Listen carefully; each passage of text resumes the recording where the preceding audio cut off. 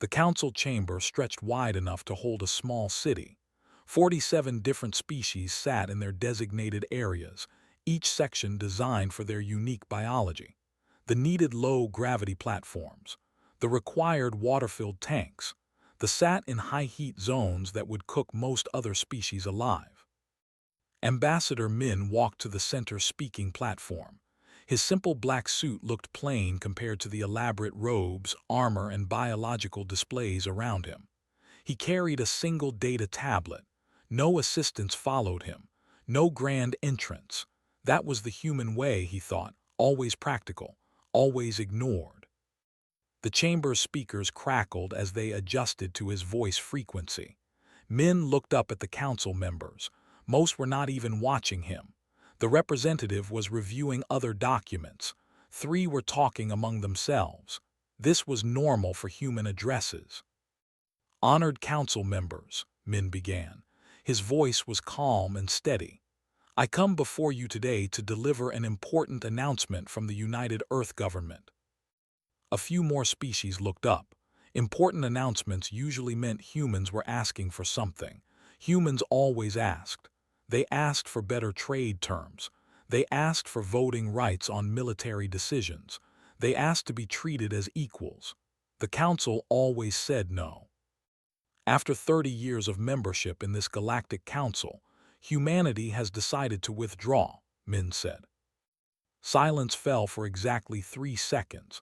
Then the representative made a sound like laughing. Several other species joined in. The representative waved a tentacle dismissively. You cannot withdraw, the said. His translator device made his voice sound bored. The council charter has no withdrawal provision. You signed a permanent agreement. Min nodded slowly. You are correct. The charter has no withdrawal provision. However, it also has no provision forcing members to participate. Therefore, starting in 90 days, humanity will cease all active participation in council functions. Mi-sun stood in the human delegation box behind Min.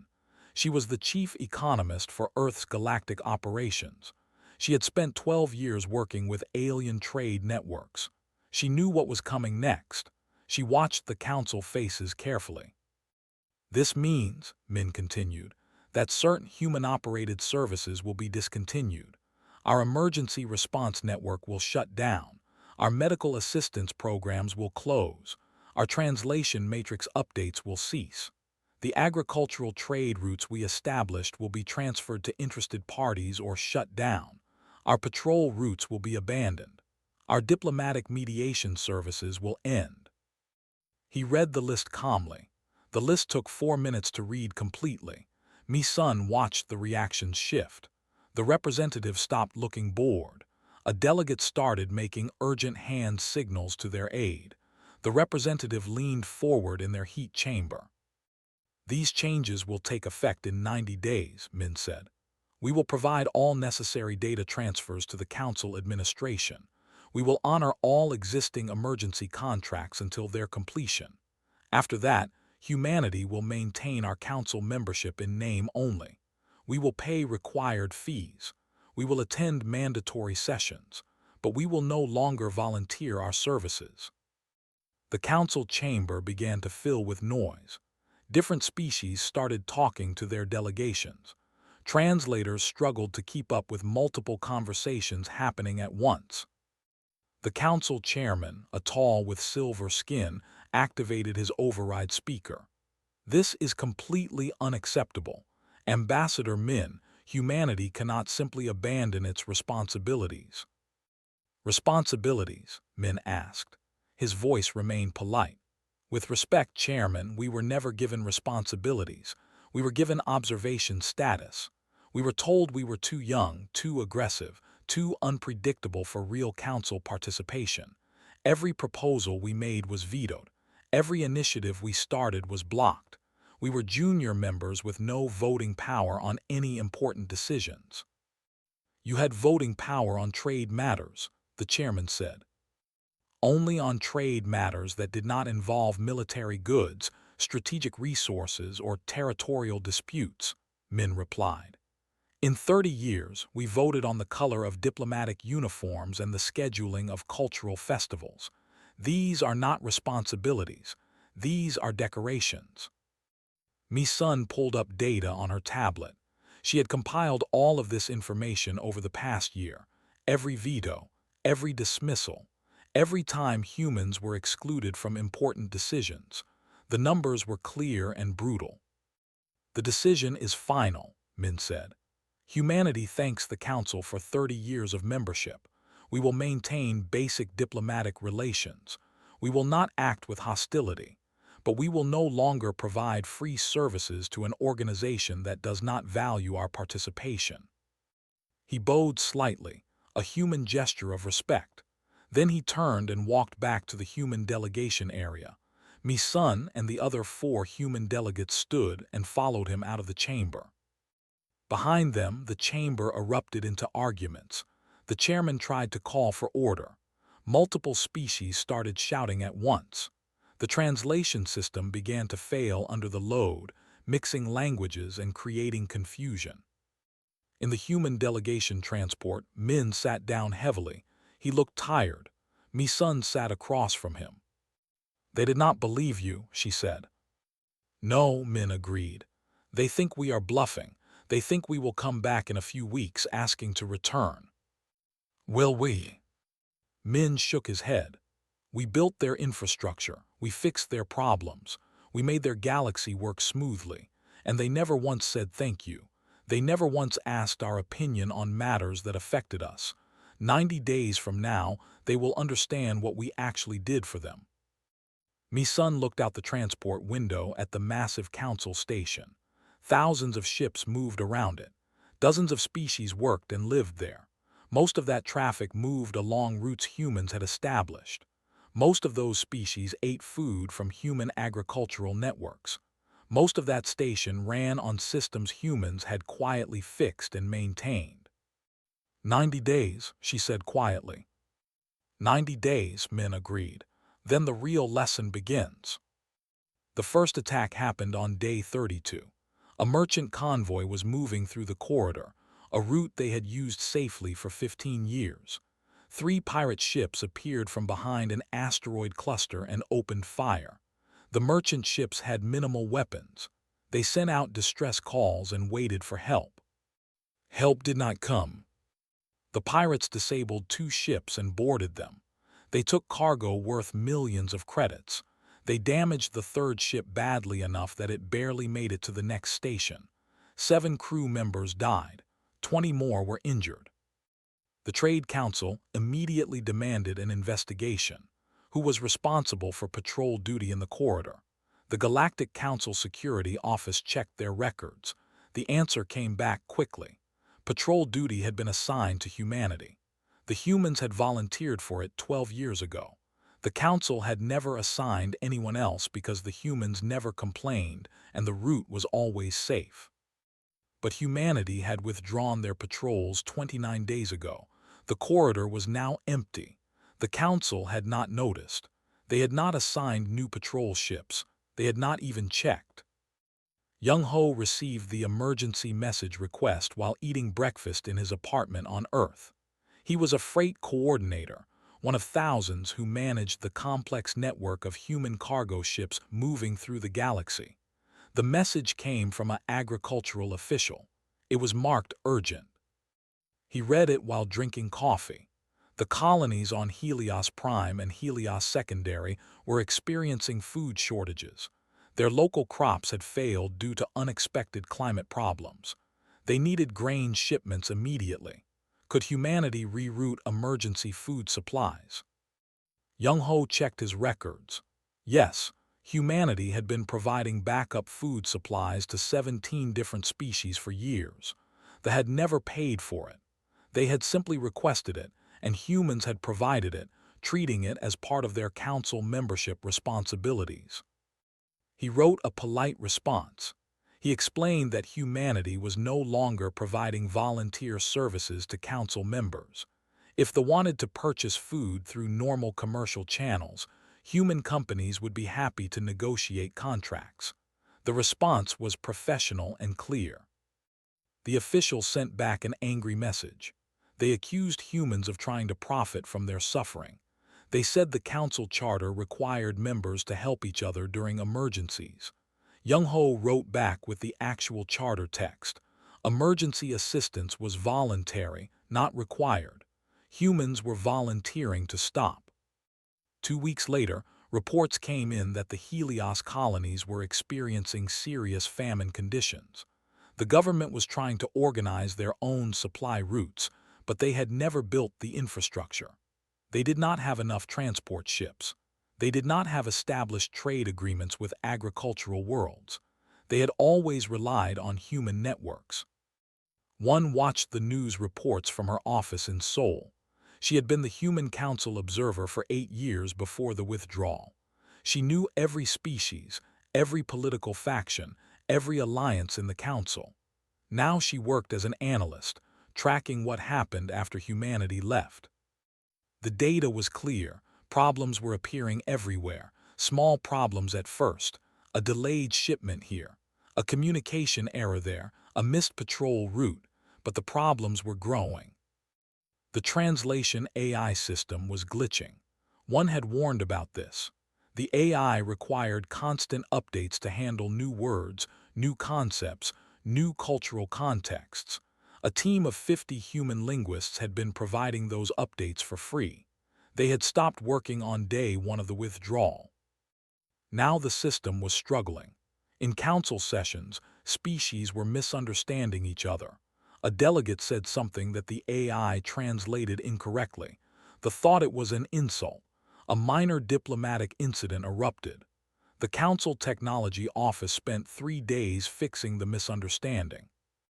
Then it happened again and again. The translation errors were getting worse. The AI was not learning anymore. It was slowly becoming outdated and useless. One compiled reports and sent them to Min. She listed every problem that had emerged: failed patrols, food shortages, translation errors, medical supply disruptions, infrastructure failures, diplomatic miscommunications. The list grew longer every day. On day 45, a commercial ship collided with a station. 17 people died. The investigation showed that the collision happened because of a navigation error. The navigation system had been using human-updated star charts. Those updates had stopped. The charts were now outdated. New asteroids had drifted into shipping lanes. The ship did not know about them. The Galactic Council called an emergency session. They wanted to discuss the growing crisis. Min attended, as required by the charter. He sat quietly and listened. The representative stood and demanded that humans resume their services immediately. "You are causing deaths with your stubbornness," he said. His voice was angry now, not bored. Min stood slowly. "Humanity is causing nothing," he said. "We are simply no longer volunteering to do work that the Council never appreciated. Every service we provided for free. We asked for nothing in return except basic respect and equal participation. We received neither." "People are dying," they shouted. "People die every day in the galaxy," Min replied. His voice was calm but firm. "When humans died because the Council refused to share advanced medical technology with us, no one called emergency sessions. When human colonies struggled because the Council blocked our territorial expansion requests, no one offered assistance. Now that your convenience is affected, suddenly it is a crisis." The representative spoke up. "We can assign new patrol ships to the endangered routes. We can hire translators. We can build new supply networks." "Of course you can," Min said. "Humanity never prevented you from doing these things. We simply did them ourselves because no one else wanted to. Now you have the opportunity to take responsibility for your own affairs." The chairman tried to find a compromise. "What do you want? What would bring humanity back to active participation?" Min looked around the chamber. He saw the same faces that had dismissed human proposals for 30 years.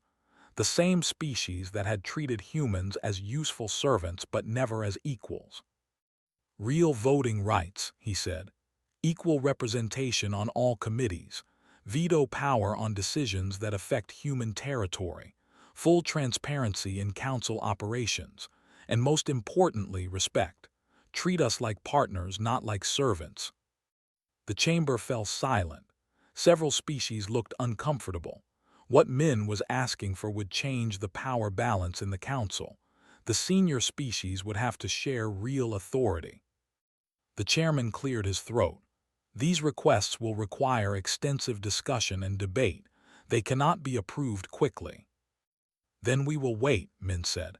We have waited 30 years already. We can wait longer, but while we wait, we will not continue to provide free services. He sat down. The council session continued for 3 more hours, but nothing was decided. The arguments went in circles. No one could agree on anything. One watched the session from Earth. She made notes. The council was fracturing. Species were blaming each other. The unity that humans had quietly maintained was falling apart. 45 days had passed, 45 more to go. The cracks were showing. Soon they would become breaks. The plague started small. 3 workers on mining station 7 fell sick with fever and respiratory problems. Station medical staff treated them with standard medicines. The workers got worse. 2 days later, 15 more workers showed the same symptoms. By day 4, the number reached 60. The station chief medical officer sent urgent messages to the health ministry. The disease was spreading fast. It was not responding to any known treatments. They needed help. The government reviewed their options. Their best doctors were already working on the problem remotely, but they needed physical access to the patients. They needed better equipment. They needed specialists who had dealt with unknown diseases before. They needed the human CDC. The Centers for Disease Control had been humanity's gift to the galaxy. Human doctors and scientists had helped fight 17 different disease outbreaks across the council in the past 20 years. They had done it for free, considering it part of their humanitarian mission. They had always rejected human medical help before. They called human medicine primitive. They said chemicals and surgery were barbaric compared to their natural healing methods. Now their natural methods were failing. The disease count on 7 reached 200. 3 workers had died. The station was in quarantine. Other stations were refusing to accept ships from 7. The economic impact was spreading as fast as the disease. The ambassador sent a formal request to the human delegation. It was carefully worded. It acknowledged that humans had certain expertise in disease control.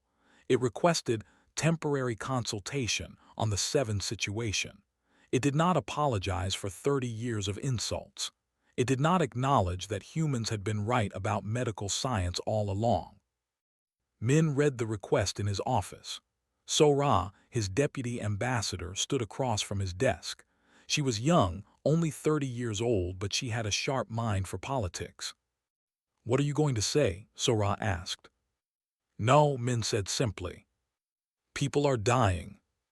"People have always been dying," Min replied. He pulled up records on his screen. 5 years ago, a human colony on New Vancouver experienced an outbreak of fever. We requested help from them who had experience with similar diseases. They refused. They said we should have been more careful with our planetary quarantine procedures. They said it was our own fault. 412 humans died before we developed our own treatment. Soran nodded slowly. "I remember, I was in medical school then. We studied that outbreak." "They could have saved most of those people," Min said. "They chose not to help us. Now they want our help. The answer is no." They received the rejection the next day. Their ambassador called it a crime against sentient life. The council chairman asked humans to reconsider. Several other species added their voices, calling the refusal cruel and unnecessary. Min sent a public response. It was brief. "Humanity will provide medical assistance under the same conditions we received medical assistance from Those conditions were, solve the problem yourselves." The disease on 7 spread to 400 infected, 7 dead. The government tried everything. They brought in their best doctors, they analyzed the disease, they developed treatments. Nothing worked well enough. The death count climbed to 15, then 23. Finally, after 2 weeks of failure, the ambassador sent a different message. It was not formal. It was not carefully worded. It was a simple plea. They apologized for their past behavior. They acknowledged human medical expertise. They begged for help. Min read it and still said no. An apology during a crisis is not a real apology. It is just desperation. The death count reached 47 before the doctors finally found a treatment that worked. The outbreak was contained after 3 months. The economic damage to mining operations was severe. Their reputation in the council was damaged even more. Sat in his apartment and watched the news reports from across the galaxy. He was an infrastructure engineer. He had spent 15 years working on galactic projects, installing power systems, repairing communication networks, fixing incompatible alien technologies so they could work together. He had been good at it. Humans were good at it. Now he was watching everything fall apart. The news showed a trade station that had lost power for 6 hours. The backup systems failed. Millions of credits worth of perishable goods were destroyed. The investigation showed that the power system had been maintained by a human engineering team. That team had left 60 days ago. No one had replaced them. They did not know how to maintain their own systems. Another report showed a communication relay that was failing. Messages were being delayed by hours or even days. The relay was built with technology from 6 different species. Only humans had figured out how to make it all work together. The human technicians were gone. The relay was dying slowly. Knew this would happen. He had warned his supervisors years ago. The council infrastructure was a mess. Different species used incompatible technologies. They refused to standardize because each species was proud of their own methods. Humans had spent years building workarounds, creating interfaces, making everything function together. It was like a massive machine held together with wire and tape and human ingenuity. Now the humans were gone. The machine was breaking down. The council administration started sending urgent requests for help. They offered to pay for human services now. They offered contracts and credits. Young engineers received job offers with excellent salaries. Almost all of them refused, certainly did. The council had never valued their work before. They had treated human engineers like cheap labor. Now that everything was breaking, suddenly they wanted to pay. It was too late. On day 70, the council called another emergency session. This time, Min did not attend. He sent Sora instead. She was given a recorded message to play for the council. The chamber filled with representatives. They were angry. They were demanding. They wanted answers. The chairman called for order and asked Sora to present the human response. Sora activated the recording. Min's face appeared on the screens throughout the chamber. He looked calm and professional.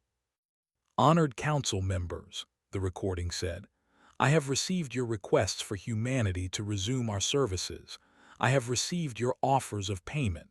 I have received your complaints about our withdrawal. I have one response to all of these messages."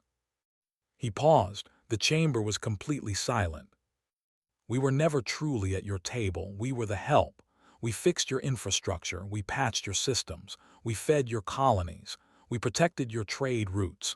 We translated your languages. We mediated your disputes. We prevented your conflicts. And you never once thanked us. You never once asked our opinion. You never once treated us as equals."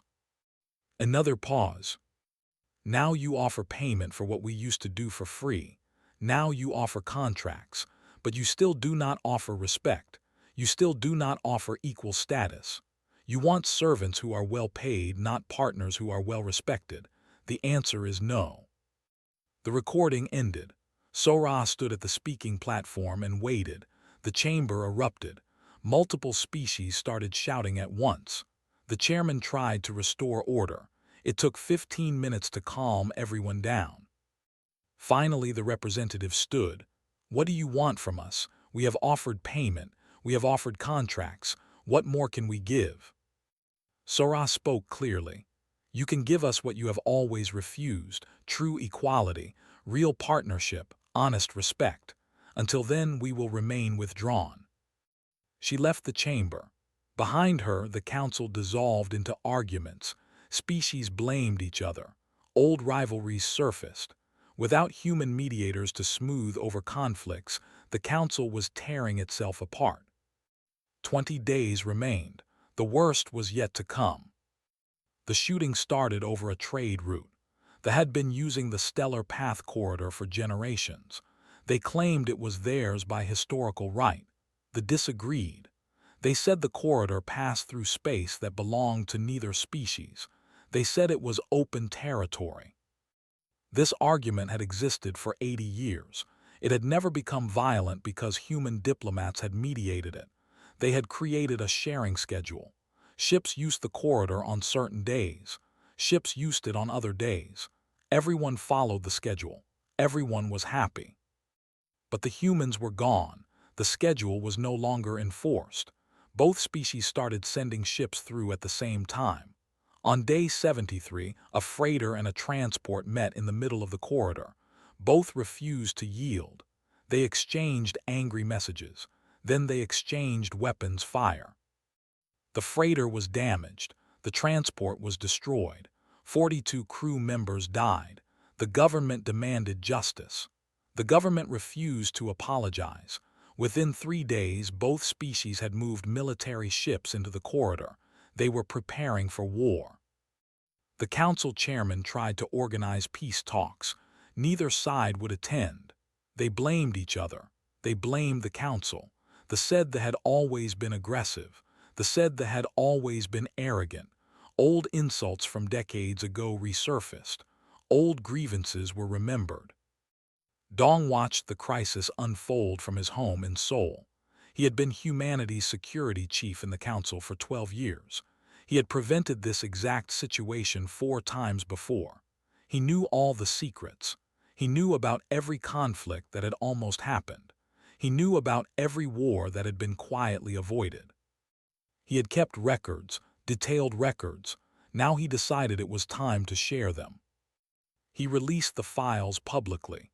They went to every major news network in the galaxy. They went to every council member. They went to historians and analysts and journalists. The files showed everything. The incident of 2187, a disputed mining claim that had almost triggered a war. Human diplomats had spent 6 months creating a compromise. Neither species had ever publicly acknowledged human involvement. The council records said the dispute was resolved by mutual agreement. The human records showed the truth. The succession crisis of 2191, a power struggle that had threatened to split the government. 3 different factions had armed themselves. Human security forces had quietly prevented weapon shipments from reaching the extremists. They had protected moderate political leaders from assassination. The crisis had ended peacefully. They never knew how close they had come to civil war. The territorial conflict of 2195, 2 minor species fighting over a border world. The council had ignored it as unimportant. Human mediators had worked for a year to create a peace agreement. The fighting had stopped. Both species had avoided destruction. The files went on and on. 14 major conflicts prevented. 63 minor disputes resolved. Hundreds of quiet interventions that had kept the peace. All done by humans. All unacknowledged by the council. Dong included another set of files. Security reports. They showed assassination plots that humans had stopped. Terrorist attacks that human intelligence had prevented. Coups that human security forces had quietly disrupted. The galaxy had been stable and peaceful for 30 years. Everyone had assumed it was just natural peace. It was not natural, it was human effort. The news networks exploded with the information. Analysts reviewed the files. They confirmed everything. The evidence was overwhelming. Humans had been holding the entire council together. They had been maintaining galactic peace through constant, invisible work. Council member species started arguing. They accused thee of hiding how many times humans had saved them. They accused thee of the same thing. They were embarrassed by revelations of their near-civil war. Smaller species were angry that their disputes had been manipulated by human mediators, even if the manipulation had been well-intentioned. A coalition of 12 species demanded a full audit of council operations. They wanted to know everything humans had been doing. The audit took a week. The results were devastating. Humans had been involved in 68% of all successful council initiatives. They had provided critical support for infrastructure, trade, security, medical assistance, diplomacy, and administration. They had operated or maintained 73% of the galaxy's critical systems. They had prevented conflicts through back-channel diplomacy that no one else even knew existed. The Council had been functioning well because humans made it function well. Without humans, the whole structure was collapsing. The chairman of the Galactic Council was unnamed then. He had held the position for 15 years. He was respected and experienced. He had always considered himself a good leader. Now, he read the audit results and realized the truth. He had not been leading anything. Humans had been doing the real work while he had taken credit for stability and success. He called a press conference. Journalists from 47 species attended, then stood at the podium and looked tired and old. "I am resigning as council chairman," he said. "I have failed in my duties. I have allowed this council to exploit human contributions while denying them proper recognition. I have been complicit in treating our most valuable members as servants rather than partners. I am ashamed." He stepped down from the podium and left. The press conference dissolved into chaos. Within a week, 5 more governments collapsed. The opposition party won emergency elections by promising to repair relations with humanity. The Trade Council leadership was removed by a vote of no confidence. The Health Ministry was dissolved and rebuilt. Political careers ended. Old leadership was swept away. The new leaders all said the same thing. They had to fix their relationship with humanity. They had to offer real partnership. They had to acknowledge what humans had done for them. But it was day 86. Only 4 days remained until the 90-day withdrawal period ended. After that, humanity would have no obligation to return at all. The new council chairman was unnamed. He was young and reformist. He had opposed the old leadership for years. Now he had power. His first action was to draft a proposal for complete council reform, equal voting rights for all species, transparent operations, fair treatment for all members. He brought the proposal to an emergency vote. It passed with overwhelming support. The council had changed completely. Everything humans had asked for was now approved. Sent an official message to Earth. He explained the changes. He apologized for 30 years of poor treatment. He asked humans to return to active participation. He promised that things would be different now. Min read the message carefully. Sora sat across from him in his office. Mi-sun joined them remotely from Earth. They discussed the proposal. "They are offering everything we wanted," Mi-sun said. "They are offering it because they have no choice," Min replied. "Their galaxy is falling apart without us." "Does that matter?" Sora asked. "If the result is good, does it matter why they did it?" Min thought about this for a long time. Finally, he shook his head. "It matters. They had 30 years to do the right thing. They only changed when they were forced to change. That is not real partnership. That is just desperation." "So what do we do?" Mi-sun asked. Min smiled slightly. "We do something better." He pulled up files on his screen, files about other species, not the big, powerful species that dominated the council, the smaller species, the ones who had been treated poorly, just like humans, the ones who had been watching humanity's withdrawal with great interest. "We build something new," Min said, "with real partners." The Galactic Council delegation arrived at Earth on day 92, 2 days after the withdrawal period had officially ended. The delegation included representatives from 12 species. The new chairman led them personally. They came in an official council ship, broadcasting diplomatic codes, requesting formal meetings with human leadership. They were directed to a small office building in Geneva, not the grand halls where council business was usually conducted, not an impressive government complex, just a simple building near the lake. Was confused. The delegation expected to meet with Earth's president or the Secretary General. Instead, they found Ambassador Min in a modest office on the 3rd floor. 2 other humans were with him. One was a woman named, who was introduced as the director of something called the Cooperative League. The other was Mi-sun, who the delegation recognized as the former council economist. The office had no decorations, no flags, no symbols of power, just desks, chairs, computers, and windows looking out at the lake. It was the kind of office where real work happened, not where impressive ceremonies took place. "Thank you for coming," Min said politely. "Please sit." The delegation sat awkwardly. Some of the species had trouble with human furniture, adjusted himself in a chair designed for a different body shape. "We have reviewed the Council's reform proposals," Min said. "They are comprehensive and address most of the concerns humanity raised over the past 30 years. Felt relief.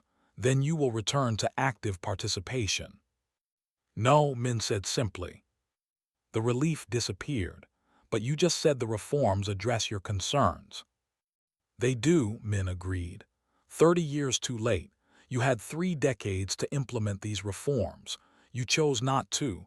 You only changed when your galaxy started falling apart without us. That is not partnership. That is necessity." A delegate spoke up. "What more do you want? We are offering everything. Equal votes, equal representation, full transparency, apologies. What else can we give?" Leaned forward. She had kind eyes but a firm voice. "You can give us what you should have given us from the beginning, but you cannot give us back 30 years of wasted time. You cannot undo 3 decades of disrespect. We appreciate the reforms. We are glad the Council is improving, but humanity has moved on." "Moved on to what?" asked. Min activated a screen on the wall. It showed a star map. 12 species were highlighted in blue. They were smaller species. The species that had been council members but had never held real power. Junior members just like humans had been. "For the past 60 days we have been in communication with these species," Min explained. "They experienced the same treatment we did, dismissed, ignored, exploited. They watched our withdrawal with great interest. We have offered them an alternative." "The Cooperative League," Mi-sun added.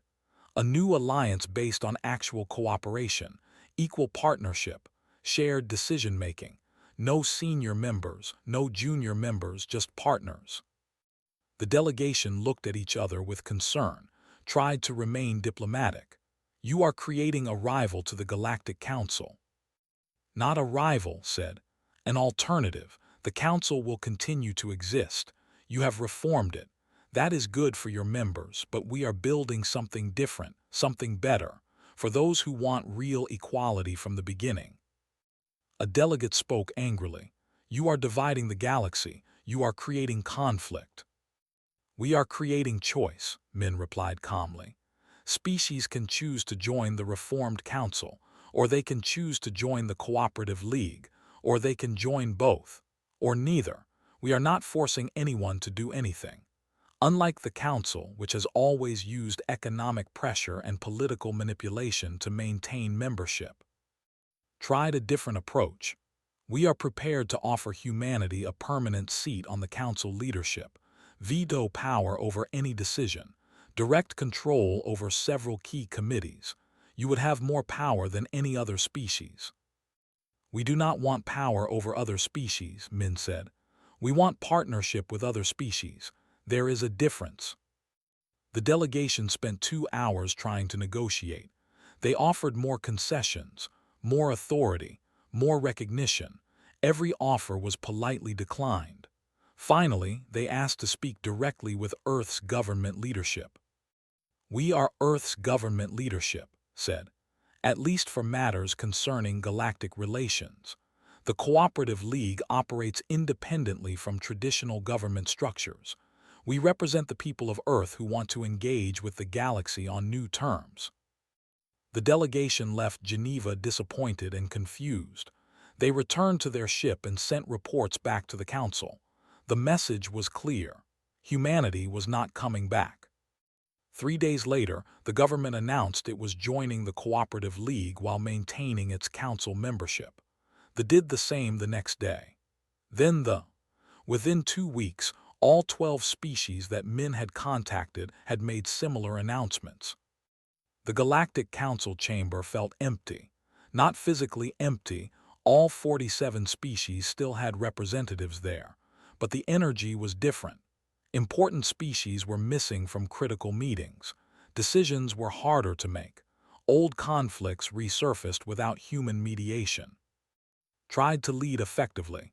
He implemented all the reforms. He treated all species equally. He was fair and transparent, but the damage was done. The Council's reputation was destroyed. Its effectiveness was questionable. Many species were looking at the Cooperative League with interest. Jinwoo stood on the bridge of the CSS Harmony. CSS stood for Cooperative Ship. The Harmony was a new design, built jointly by human and engineers. It incorporated the best technology from all 3 species. It was fast, efficient, and powerful.